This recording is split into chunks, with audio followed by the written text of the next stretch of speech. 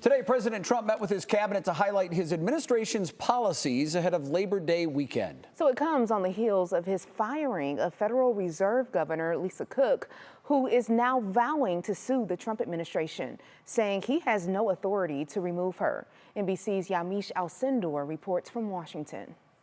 Being here as we prepare. Today, President Trump kicked off a cabinet meeting at the White House by touting what he sees as his administration's biggest accomplishment so far. Our country's in incredible shape. One focus of the meeting, the president's crackdown on crime after sending armed National Guard troops to the nation's capital.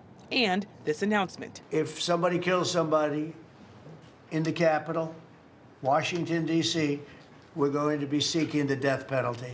Now the president is threatening to send troops to other cities, including Baltimore and Chicago.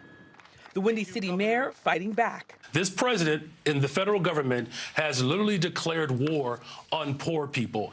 I remember a time when presidents declared war on poverty. Meanwhile, the president also acknowledging the criticism that he is abusing his power. So the line is that I'm a dictator, but I stop crime.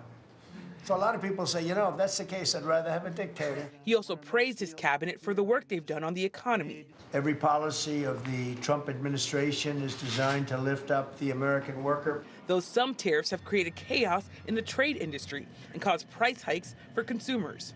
Today's meeting came after President Trump announced he would attempt to remove Federal Reserve Governor Lisa Cook, the first black woman to serve on the board. The president is accusing Cook of mortgage fraud, but she has not been charged with any crime. Cook's attorney says she will challenge her firing in a lawsuit. The president's latest move is part of a greater effort by him to gain more control of America's central bank. He has been railing against Fed Chair Jerome Powell for months, demanding the board lower interest rates.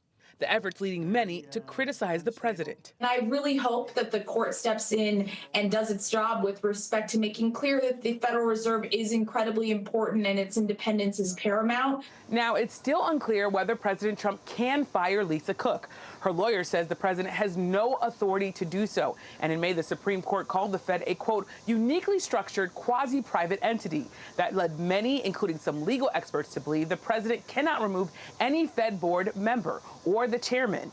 Yamiche Alcindor, NBC News, the White House.